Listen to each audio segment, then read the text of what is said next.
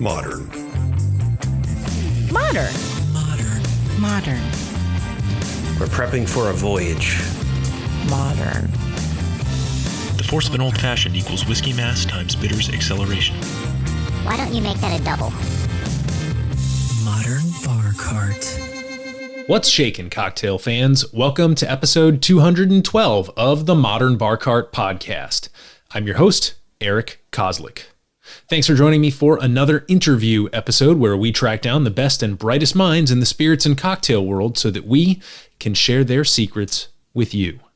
This time around, I chat with Andrew Yancey. He's the co-owner and operator of Tarnished Distilling based out of the Cavalier Hotel in Virginia Beach, VA.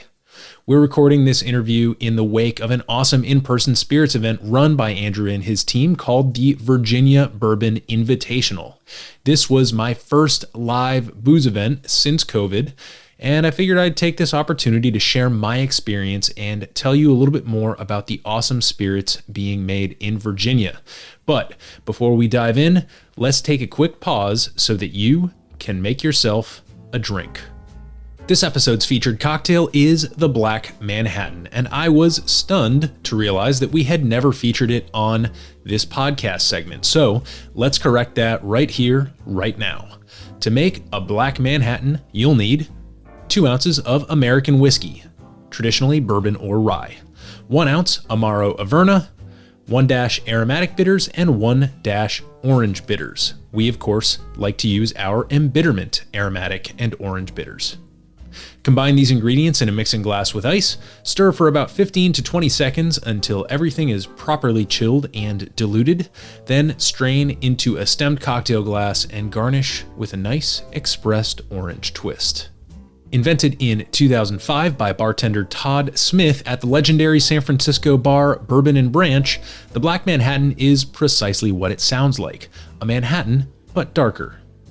If you're really into bitter liqueurs, you can also play around with various Fernets in this cocktail, whether we're talking about Fernet Branca or some other representative of that particularly intense herbal category. In fact, when testing an Amaro, the Black Manhattan is almost always my go-to cocktail, and it's also a delicious, simple crowd pleaser to break out during those holiday gatherings. So, now that you're equipped with a boozy, bitter sipper to settle the stomach and calm those holiday nerves, let's turn our attention back to the interview. In this fascinating conversation with Andrew Yancey of Tarnished Distilling, some of the topics we discuss include how Andrew and his team opened up the first and to date only hotel distillery in the US, why the history and lore of the Cavalier Hotel is so important to the brand and its mystique, including Prohibition-era suicides, fresh prepared wild game, and a mysterious FBI file involving Richard Nixon. We also discuss what it takes to design a distillery from the ground up and the logic behind sourcing versus in-housing certain spirits at various points in a brand's growth and evolution. Of course, we also chat about the Virginia Bourbon Invitational, which is a fantastic annual event that will be returning to the Cavalier Hotel for its 4th year in November of 2022. Along the way, we touch on the importance of salt water in your bathtub, why the first person you hire should always be a chemist, grandfathers with multiple side hustles, and much, much more. If you visit the show notes page over at modernbarcart.com/podcast, you'll see some video and photo content that I captured from the event. I wasn't able to get a whole lot of audio because, as we mentioned, it was windy. But it was an awesome event with crazy good bourbon and other spirits from so many excellent Virginia distillers, and I hope that you'll have the chance to check out Tarnished Distilling and the Cavalier Hotel next time you're in Virginia Beach. With that, please enjoy this conversation with the man behind it all, Tarnished Truth co-owner and operator, Andrew Yancey. Andrew, welcome to the podcast. Hey, thanks for having me. So let's begin by having you introduce yourself to our listeners. Who are you, where are you, and what do you do? Yeah, my name is Andrew Yancey. In Virginia Beach, Virginia. I am the co-owner operator of Tarnished Distilling Company and the Hunt Room restaurant at the Cavalier Hotel. Mm-hmm. Wonderful. Well, you and I actually had the chance to meet in person a couple weekends ago at the Virginia Bourbon Invitational, which I'm sure is going to feature later on in our interview here. But we're not here just to talk about that event. We're also here to talk about Tarnished truth, about distilleries in hotels, about the very specific flavor of the hotel that you're in. It's a very special place. So I guess I'll prompt you into the story of Tarnished Truth by saying that when I was speaking with your team member, Rachel, after we had just done the blind whiskey rating and review during the Virginia Bourbon Invitational, she mentioned that this had been a dream of yours and that she had talked to you about it while she was serving you cocktails at a bar that she had previously worked at. So I guess my question is, how long before Tarnished Truth actually opened its doors in operation had you been planning on opening this sort of operation, a distillery in a hotel? Yeah, probably a total of about 5 to 6 years. And really the idea in the beginning wasn't so much in a hotel. It was more, I wanted to do something with my hands. I wanted to create something of my own. And in the beginning, it could have been widgets for all and I was working for the city of Norfolk as the assistant economic development director. And I was putting all these business deals together. So I brought IKEA to Norfolk and, a bunch of hotels and different commercial businesses. And I was seeing how all these businesses were doing so well. And I loved bourbon, and I loved going on the bourbon trail in Kentucky and just, the kind of mystique behind how bourbon is made. And all these breweries were popping up everywhere, but I didn't see any distilleries locally, at least here, that were making really good craft spirits and doing anything in a unique way. And that's when I kind of started veering towards the distillery. And I started doing a little bit of research on what was around in Virginia. And at the time, there was probably only maybe 15 or 20 distilleries in Virginia, where now there's, I guess, close to 200. And there wasn't any of them in Virginia Beach that were doing bourbon or whiskey. So I started building this business plan on the weekends, and at night I was going to the library and reading books on distillation. I was looking up business plans, visiting every distillery that I could go to, and talking to every master distiller or owner who would give me any kind of information on how it works financially and operationally. So, that was a good 3 years of doing that before the location of the hotel even came into it. But I noticed something when I went to Kentucky that, a lot of these distilleries are out in Bardstown, so you go to Louisville and you have to drive 2 hours kind of out in the middle of nowhere. And it's really a destination unto itself. And I noticed that in the business plan, there was, when you're getting started and trying to sell your liquor wholesale to either the ABC stores or the liquor stores, and you're putting a ton of bourbon away in a warehouse for 3, 5, 10 years, the income is really slow in the beginning. And for me, it was kind of a light went off and said, well, then we need a lot of foot traffic. We need to sell a lot of merchandise. We need to do a lot of tours. We need to have people always in the distillery. And that was when I was like, I kind of looked at it and said, well, we have the ocean front. We have millions of people visiting here every year. That's where it needs to be. And the Cavalier Hotel was somewhere that I grew up taking swimming lessons in the pool there. We used to climb to the bell tower when we were little. And when a business associate of mine actually purchased the hotel at auction, I was kind of right there, had just finished the business plan and said, that's it. That's the spot. And I went and pitched the idea to him. And he said, man, I wish I had thought of that. That's a great story. And I want to jump into the Cavalier Hotel in just a moment here, but I want to return later to this idea of solving the economic problem that bourbon and aged spirits in general pose to businesses in their first few years of operation, because it's a problem that most distilleries in the US, unless you are, one of the Outliers, who is doing something that is distinctly unaged. Most distilleries in the U.S., especially at the craft level, will encounter this economic issue. And it seems like you've done a really great job, not just trying to solve it from one direction, but you kind of mentioned a few different income streams just briefly there, that it seems like you didn't just solve that problem. You almost like overcame it in a manner of speaking. Now, I don't have access to your books, nor do I care to, but it seems like that's something we should return to. But before we do, talk to me about the Cavalier Hotel, because it has not just a long history, but like a great comeback story. So can you walk our listeners who've not had the chance to visit Virginia Beach through this historic building? Sure. Yeah. So the hotel was originally built in the late 20s, opened right in the middle of Prohibition. It is a gorgeous hotel built up on a hill in Virginia Beach, and it's set back about a block from the ocean. But because of the way the Great Lawn has these tiered levels to it, it sits up on the top. You have a beautiful view of the ocean. And it had just a wide expanse that went all the way down to the beach and created this beautiful lawn where they used to do horse shows and all kinds of really neat things. And when it was built in 1927, it had a couple restaurants in there. It had the Hunt Room, which is the restaurant that we currently run. We kept that. Also had a fine dining restaurant upstairs.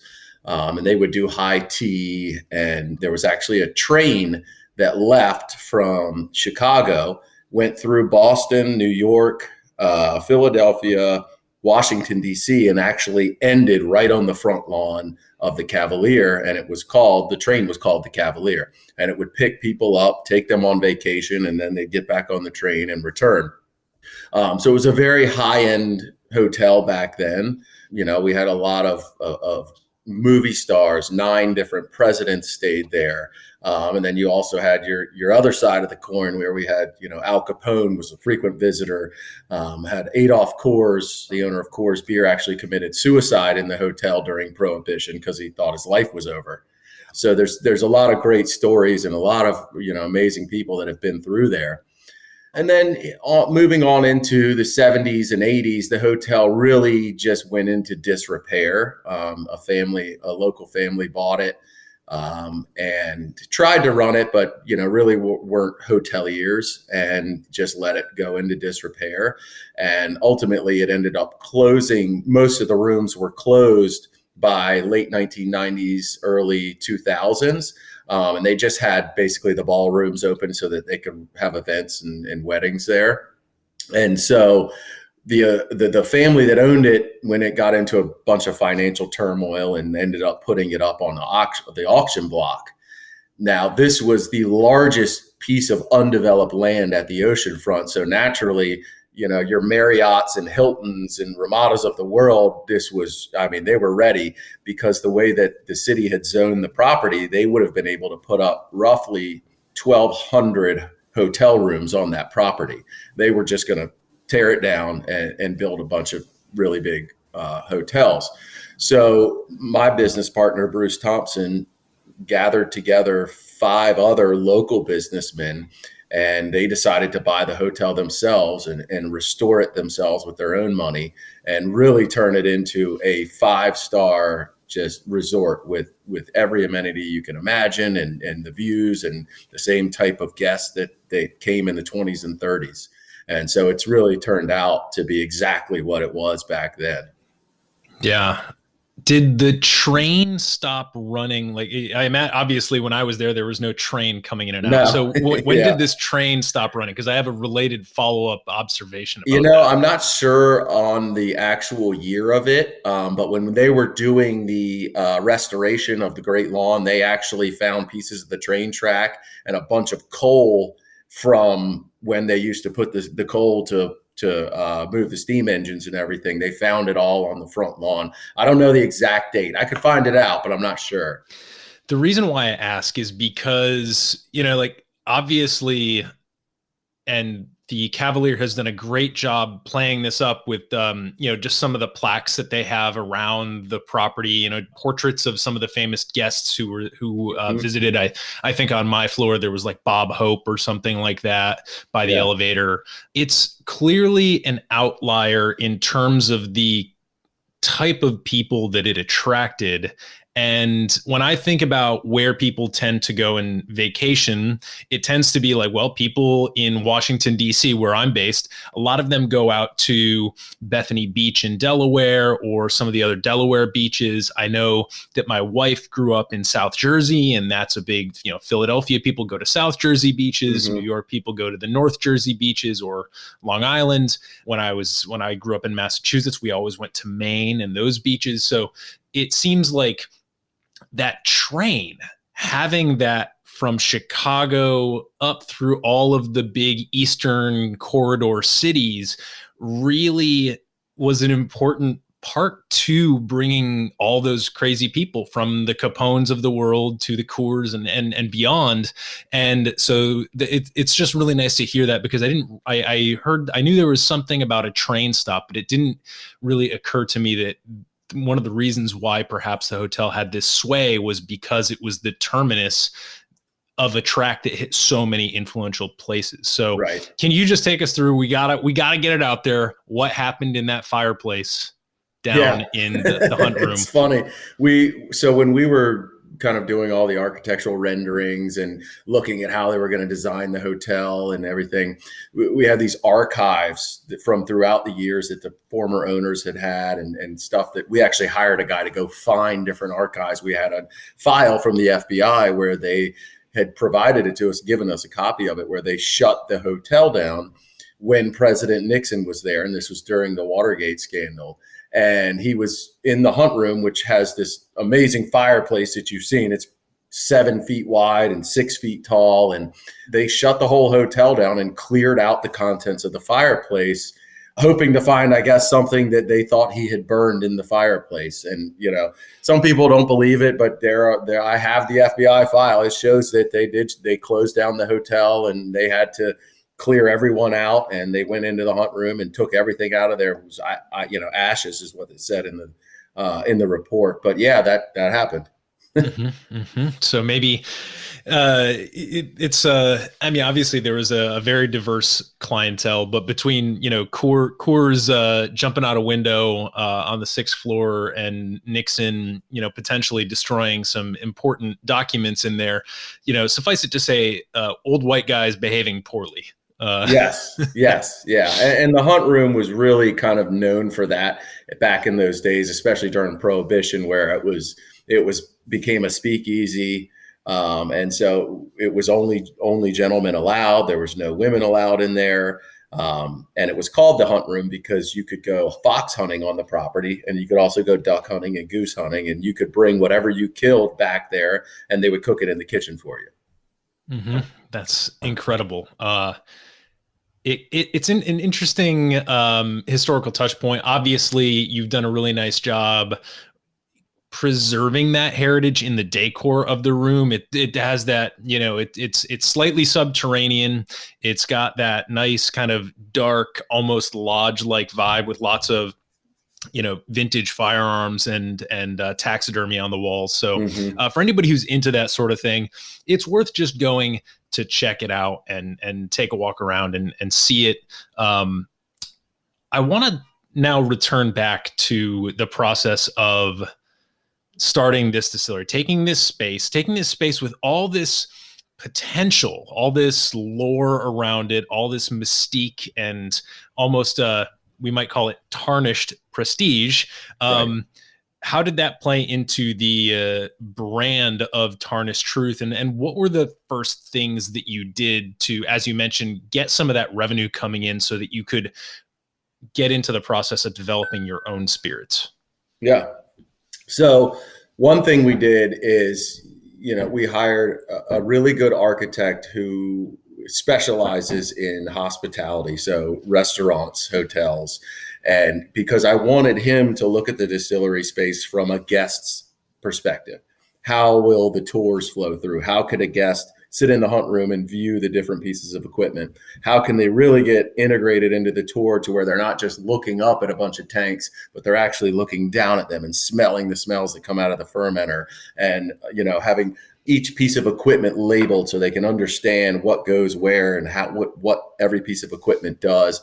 So that was a really important piece, was hiring that type of architect, and then also having somebody from the operational side, who was Larry Ebersold. He was the master distiller for MGP for 35 years. So he and the architect kind of worked together, looking at two different aspects of an operational distillery. Him from, we would need to make this an operational distillery that's really functional and efficient, and the architect looking at it from the guest perspective. And the two together, it probably took us a little bit longer than it would typically take, but in the end, it creates a great experience, and we end up getting a distillery that's really efficient. There's not hoses laying on the ground. There's not, things in people's view planes.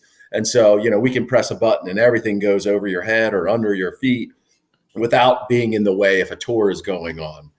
So that was really probably one of the most critical things. And it took a lot of money and a lot of time. But I think in the end, it turned out really well for us. And it created that experience that, our tour doesn't really give a lot of people when they go on different tours. They're just kind of in a room walking together, whereas ours is just, you can do everything. You learn a lot. You can see everything. You can see how the process moves almost without anyone telling you, just by visually looking at the cues on the walls and the tanks. Yeah, it's a really, really tight design. And I had the chance to talk with Larry a little bit when we did that, the blind judging of the bourbons for the Virginia Bourbon Invitational. And it's funny because his personality is so no nonsense, down to business, like what's going to make the best booze? How is this going to be done most efficiently? And he really, you can tell this is just a man who really, really cares about his spirits. So definitely a good pickup and a good, I wouldn't say cautionary tale, a good success story of trying to, take somebody with one domain of expertise and somebody with another and mash them together in a way that hopefully, we always hope that this is going to render something that is great from a guest experience perspective and also great from a process distilling perspective. Right. It doesn't always work out that way, but it seems like you found the right combo to really make that click. This episode is brought to you by Near Country Provisions. If you're like me, here are some things you might be like. You live in the Mid-Atlantic. You enjoy meat. You highly prefer that your meat is local, sustainable, and comes from ethically raised animals. And you'd absolutely love for someone to deliver it to your door once a month. If this sounds like you, then you need Near Country Provisions in your life. Head over to nearcountry.com and check out their different, highly customizable meat delivery packages, and also browse their growing seafood selection. As a thank you for being a Modern Bar Cart listener, you can get 2 free pounds of ground beef or bacon included in your first order after subscribing if you enter the code BARCART, all one word, at checkout. That's BARCART, BARCART, at checkout. Near Country Provisions is the real deal, and I can honestly say that I'd recommend them even if they weren't a sponsor. The meat and the local farmers they work with are just that good. Now, back to the show. I also want to have you touch on your distiller, Justin, because I had a really great experience working with him in when I visited as well. How did you come across him, and what does he bring to the distilling team at Tarnished Truth? Yeah, so working with Larry, he was from the very beginning when it was just me, not knowing anything about distilling, and flying out to meet him in Kentucky and mentor under him at various distilleries that people that he knew, they would let me go in there and try and start learning things. And he said, if there's one thing that you need to hire a chemist. And he said, the other people, whatever, you can get someone from a brewing background or, anything, but you got to have a chemist. And so I took that to heart because, everything he told me to do, it ended up being right spot on. And so I started looking around for chemists everywhere I could, especially a chemist that was actually interested in either distilling or bourbon or whatever. And someone had come into the distillery who knew Justin and said, I heard you guys are looking for somebody. I know this guy's a bartender down the street and he's got a chemistry degree. I said, give me his number right now. And so I met with him, and he was actually bartending at probably one of the best bourbon bars that we have in Virginia Beach. And, I explained to him the situation, and his eyes just lit up. He said, this is my dream job. I'm not going to lie to you. And so that's how I found him. And then when I brought him on the team, I mean, he's just so passionate about bourbon, about process, about chemistry, every little detail. He's like me. I'm a very particular person. I'm very particular about cleanliness and our labels. And he's the exact same way about the distilling process. And, he met Larry and really just fell in love with Larry's passion for it. And his, like you said, his demeanor of, it's this, and this is how it's done, and you need to stick to this. And no, I don't do flavored whiskey because that's not bourbon, the kind of guy, right? Sure. And so that's, he's come on and he's just done an amazing job at really fulfilling the shoes of what I see as our head distiller, 100%.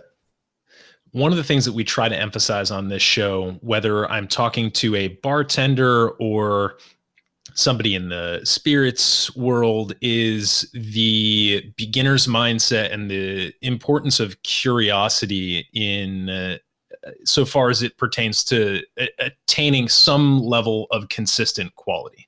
And the story that I have about that with Justin is, we were sitting there with Larry and a few other folks around the table judging these spirits. And if anybody has ever watched the process of judging a flight of spirits, it's not particularly interesting to observe. It is just a bunch of people sitting in silence, making mouth and nose noises at a set of glasses, occasionally spitting into a bucket. And then, that goes on for about 20 minutes at a given flight. And so at one point I looked up and Justin and Rachel were just they were sitting there patiently. Rachel was refilling water as we needed. So it was a well orchestrated and managed judging experience. But I looked at Justin and I said, this is super interesting, huh? And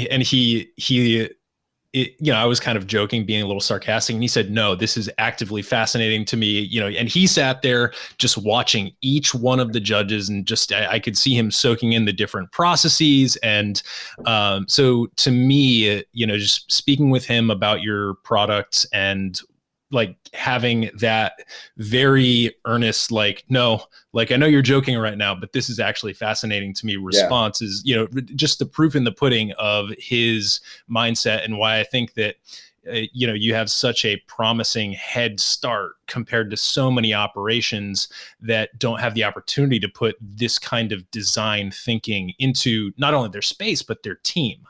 Obviously, it was a coincidence that he was at the bourbon bar down the street from you. But aside from that, everything seems really, really intentional and planned out. So that's something I wanted to call out just as a compliment to Justin, who was not able to join us today, but just as the mindset behind your spirits in general. So I figured, since we're talking about your spirits, can you take us through the products that you offer? And maybe just as a prompt, something that I've been interested is the transition between sourcing and in-housing aged spirits. Sure. Yeah. So we have kind of our flagship, which is our high rye bourbon. And that was actually based off of the MGP's famous high rye bourbon recipe that Larry actually started when he was there. And that was the first recipe I learned how to make. And I just love that recipe. And in the beginning, we did source some of that from MGP to have a little when we started. And we started making that recipe with Larry before we opened, just so we could understand, the different flavors and how we could change it if we wanted to. But really the structure was with Larry, this is how you do it. If you stray away from this recipe, it's not this recipe, and it's going to change it significantly. And we did some changes just as, let's see what happens kind of thing. Well, how does it change the flavors and the fermentation and our yields? But that's kind of our flagship bourbon. Everyone loves it. I love it. It's one of my favorites. It makes such a great cocktail. just with the spice of that rye. So that's our flagship bourbon. We also have our bourbon cream, which is sort of like a Bailey's, but it's a bourbon-based Bailey's. So we use that high rye in the cream. That's probably one of our best sellers just because palate-wise, everybody loves that. You can put it in your coffee, milkshake, whatever. So that one's done really well. We have our Old Cavalier bourbon, which the idea behind that was really to provide something right in the beginning when we opened that was high-end enough that would kind of match the 5-star service of the hotel. We wanted something single barrel, really high end, really old, not really old, but aged well enough to where it tastes like it should with the price tag of, $100 a bottle. So we went out and searched all over the place trying to find just even if it was 10 barrels. And I was actually in Kentucky with Larry when we came across a guy who had this. At the time, I want to say it was like 5-year-old bourbon, and he was trying to build a new rick house and needed some cash. And Larry said, look, man, if you can get this guy to sell you some of these barrels, it's going to be terrific in about 3 years.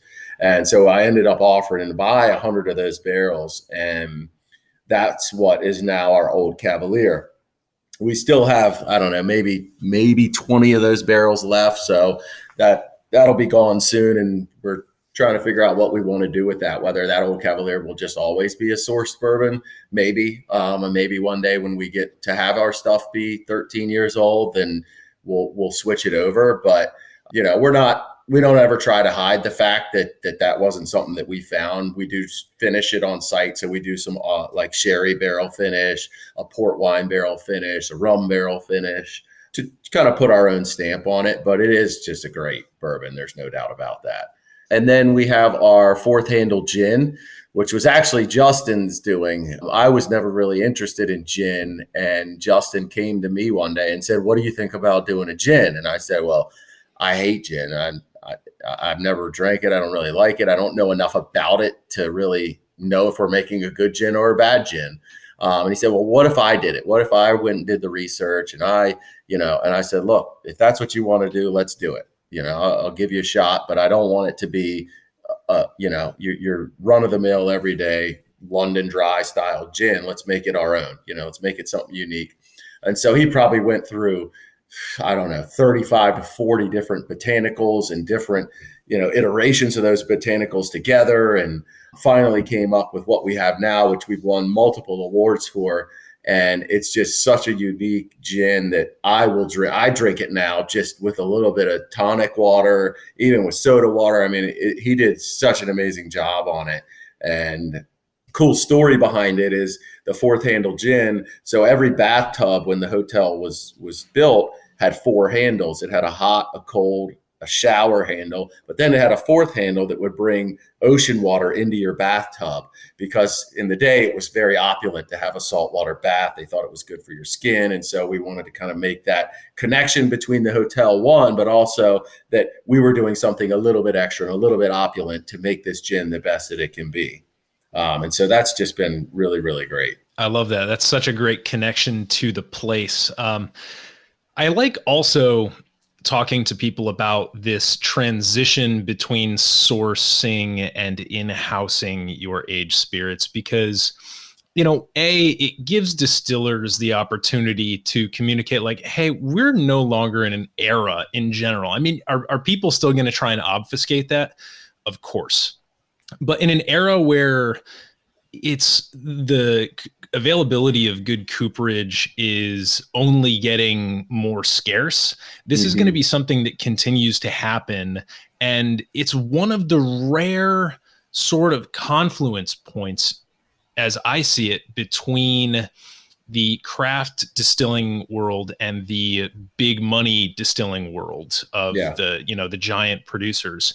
And I think it's like it's almost like the demilitarized zone of like where, somebody who's got a small craft operation can interact with somebody who has this big operation without them necessarily being the evil empire, and without, the MGPs of the world. Well, MGP is maybe a different case because they do so much of that sourcing, but like without, a big bourbon company looking down at a small little distiller and then saying like, all right, how efficiently can we push these guys out of business. Right. So I like doing it. And it's something I just want to encourage our listeners. Like, listen, if you're getting aged spirits from an operation that has not been around for at least 5 years, it's almost definitely sourced. You should be looking as a quality indicator, not so much for what they, I guess, where they got the spirit, but more that they're being direct about the fact that it is sourced and or blended and or finished, right? I think it's such a valid way to get people in the door and say, like, all right, listen, like, we still got our stuff. We just put our stuff to sleep. It's sitting there in its barrel. It's getting all these amazing flavors that we're so excited to show you in a couple years. But for now, what we have while that bourbon is sleeping, we have this really cool cask finish that we did. Let me tell you about port barrels. Let me tell you about Oloroso sherry. Like, That's still something to talk about. It's something to educate and to engage with folks with. And I just prefer so much that it's done above the board than trying to put all this energy into obfuscating that and pretending that it is something that you made and just, snapped your fingers and suddenly there's an 8-year-old whiskey in a bottle. Like, that's not how it happens in the real world. Don't lie to your guests. So I appreciate you being willing to engage on that, because I think it's such an important part to a spirit maker's journey in the age space. But what do you have? So you've got the whiskeys, you've got a bunch of finishes that I assume are limited releases. You've got the fourth handled gin. Do you have any other spirits or any other, I guess, like different mash bills or finishes that are kind of coming down the road here? Yeah. So we have our wheated bourbon that we're about to put out in January, February. We're in the same position as everybody trying to get bottles right now. Has not been the easiest. But we've had that wheated bourbon laying down for about 5 years now. It's an awesome recipe. It was something that between Justin, Larry, and we came up with through a few different iterations of wheat percentages and corn percentages and barley, and we landed on. And it's just right now we've been tasting it over the last 6 months, and it's going to be really, really good. And it's got a great name that's going to tie to the hotel. The label is just beautiful. So we've been working really hard on that for the last year, just trying to make that come to fruition. So I'm really excited about that because that's, something that's original to us, even though our high rye bourbon, is our own that we're selling right now. It's still a recipe that we kind of, just took that was the same as an MGP recipe because we wanted that consistency. So this is really something that a bourbon, we came up with the recipe. We were very purposeful about it and tweaked it a lot to make it what it is. So that's going to be really, really cool. And then we just came out with our line of canned cocktails that uses all of our spirits. So we have a bourbon lemonade and an orange crush and a vodka cranberry. We have a gin blackberry bramble coming out next month. Nice. So yeah, that's been really fun to do, to kind of start and go off in another direction of the business. Now, I saw that name in your email suffix, but for folks who aren't familiar, what is the name of the canned cocktail line? Yeah, so that's Coastal Cocktails. Coastal Cocktails. Yeah, yep. Very, very. And it's funny too, because the flavors that you picked, like that bourbon lemonade, especially, I was just like, oh man, that makes me think of the beach right there. So it's, it's playing on sort of a slightly different, it's a different face of Virginia Beach, right? Because there's, of course, the Cavalier Hotel, a very specific flavor of experience. And then you go just a couple blocks down and you're in Party Central. And right. I imagine that the number of White Claw cans and Twisted Tea cans and all that get consumed in Virginia Beach between Memorial Day and Labor Day is astounding. So why not have a local option, that uses your spirits? So I think that's a great move, especially in the town that you're in. Let's talk just quickly here about the Virginia Bourbon Invitational, which is an event that you've held for the past 3 years. Is that correct? Yeah, we had to skip last year. So this was the third, should have been the fourth, but. Okay. So 4 years running, 3 events. And, I was invited because I'm going to put together an article for Distilling magazine on this event, but I will say this is my first live in-person spirits event since COVID. What was it like for you to put this event together? I mean, obviously you had experience doing it a few times, but like what were you excited about this year? What do you think went particularly well about the event, knowing that thing wasn't the gale force winds that were going on during the event itself? Yeah, the last couple we've had, I mean, we had just immaculate weather. It was, 80 degrees in November. But it's always like, gosh, it's the worst 2 weeks of my life. And every time I get, the Friday night before, I look at my wife and ask her, why the hell do I put myself through this every year? But it's so rewarding at the end of the day, because I think it's an experience and an event, a spirit event at least, that is unlike most other bourbon events.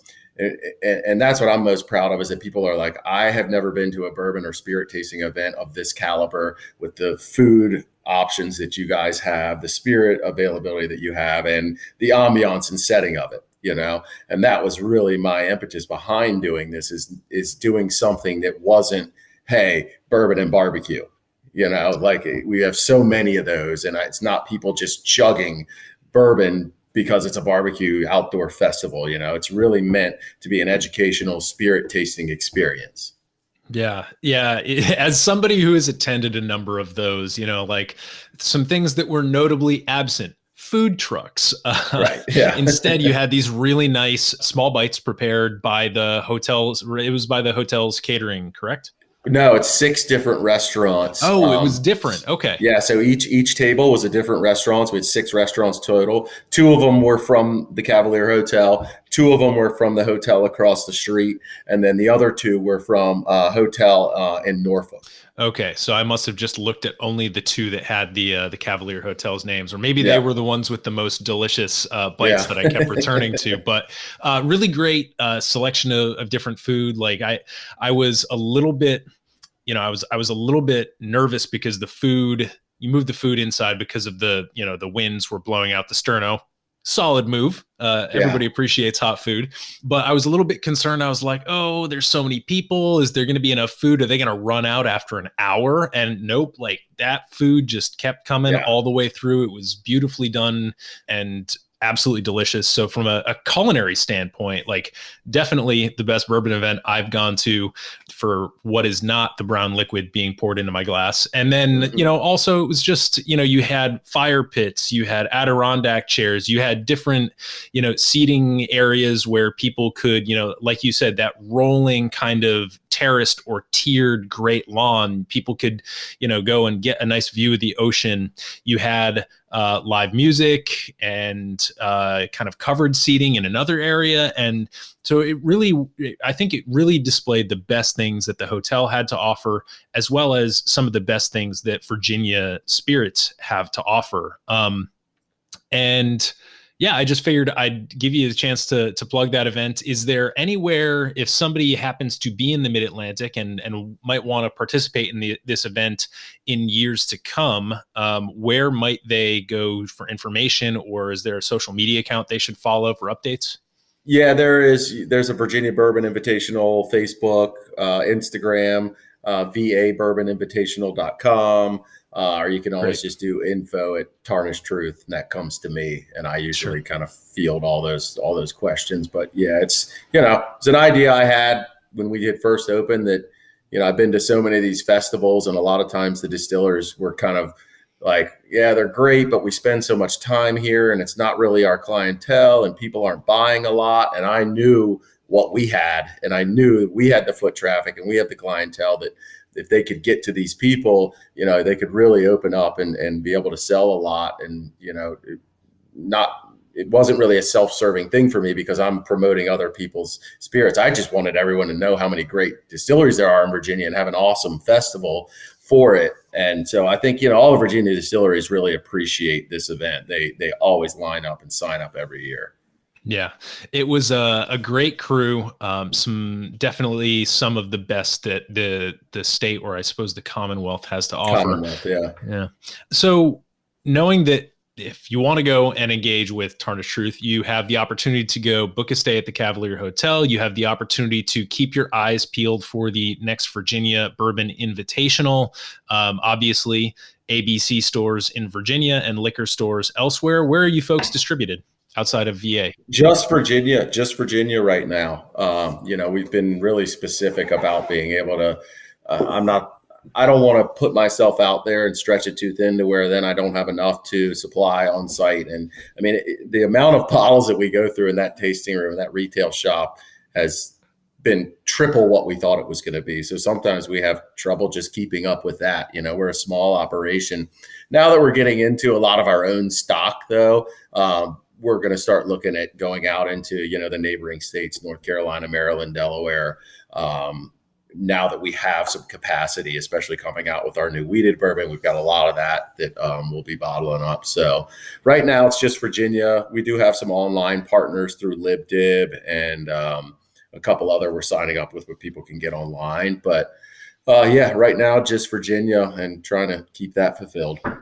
Awesome. Well, that's a smart growth plan. And there's also a very small diamond-shaped municipality on the Potomac that you could maybe send some bottles to. Yeah, for us folks here in DC. But yeah, I know that you kind of told us about some of the product releases that you were excited about. Is there anything else that we haven't hit that you want to share with our listeners before we jump into a couple quick lightning rounds?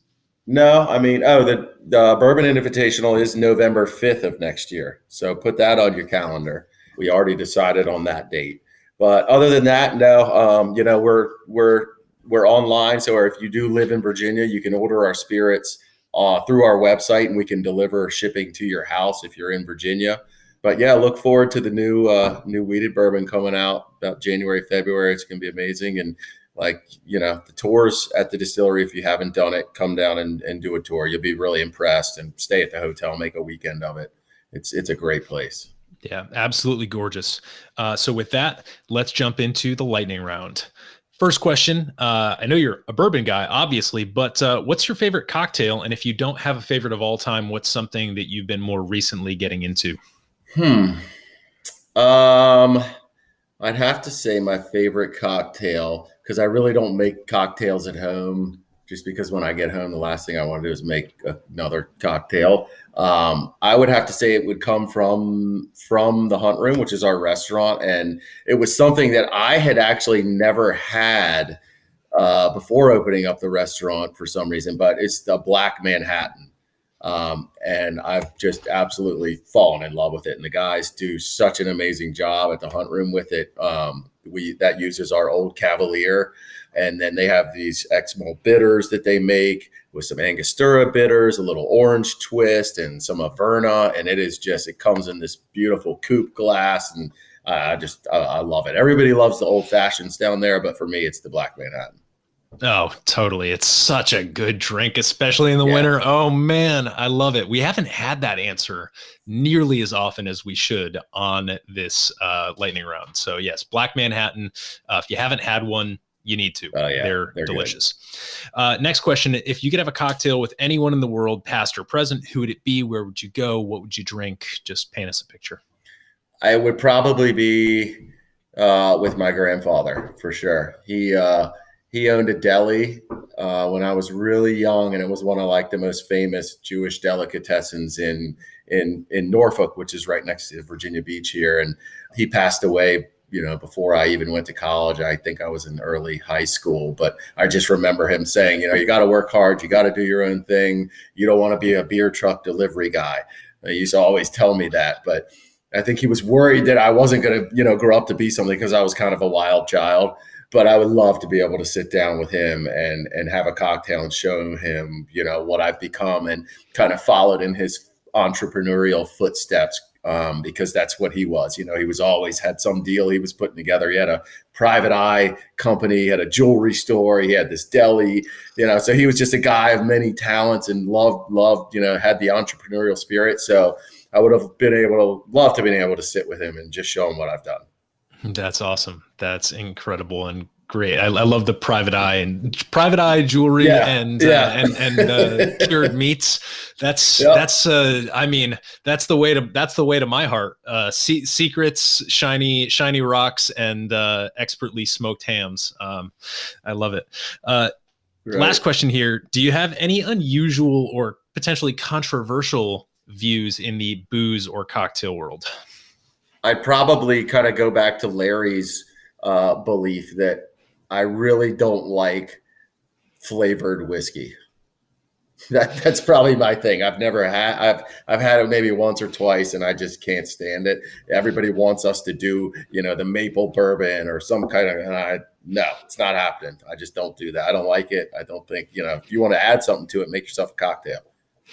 That is a very valid belief. Usually what I do, that question ends up being a therapy session where it's somebody who has this belief and they feel like their belief is under attack. And I'm like, no, it's really reasonable. In this case, I'm going to controversially disagree with you. No, I'm not saying that I like all flavored bourbons, but man, have you ever had Screwball? Yes, I have. And I know it is. It's just the strangest taste. It is. It's like Reese's in a glass, and it's crazy. I'm not trying to say that it's good whiskey. I'm just trying to say it's the sort of thing that I would classify as a drain pour. Right. And I would be like, oh, my wife really likes chocolate and peanut butter and all those desserty flavors, big into Reese's and stuff like that.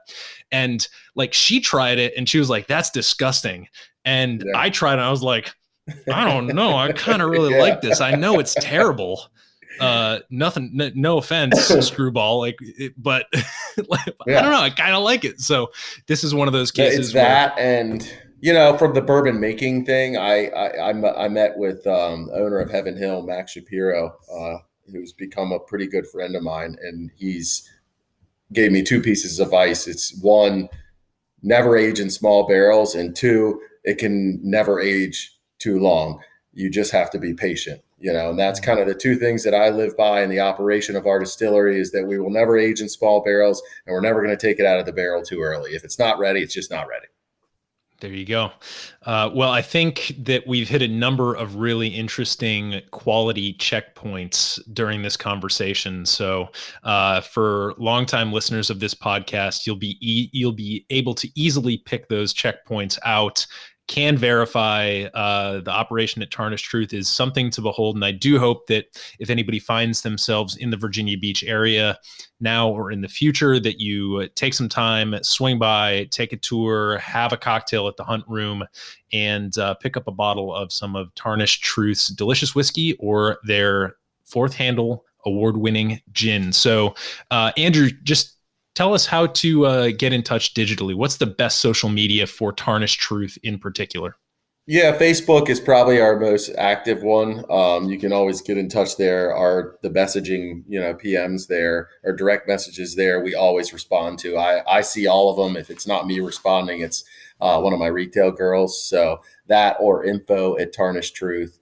So you can order stuff online. You can actually book tours on our website online, tarnishedtruth.com. So any of the social media messaging platforms or info@Tarnished Truth, you can get a hold of me. And we will link to as many of those things as we can over on the show notes page, modernbarcart.com/podcast. Andrew, thanks so much for being a guest. Absolutely. This has been awesome. Thank you.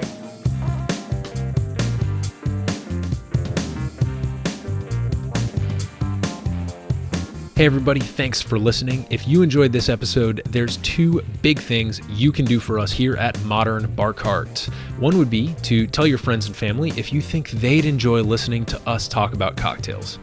And if they don't download podcasts, they can always stream our episodes on their desktop directly from the show notes page at modernbarcart.com.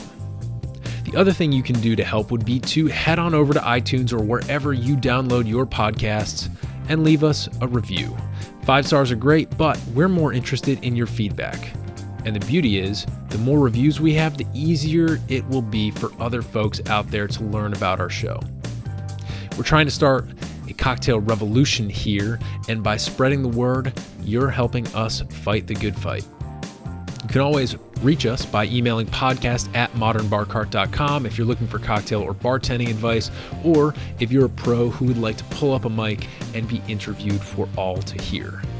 Also, definitely follow us on Instagram and Facebook @modernbarcart for cocktail porn, recipes, and entertaining tips. And keep an eye out for new product releases and special offers, which are happening all the time. We love our listeners, and we really enjoy giving you exclusive discounts and sneak peeks at our latest and greatest cocktail projects. This episode may be over, but for you, the mixological fun and adventures are just beginning, so remember, folks, drink responsibly and experiment boldly.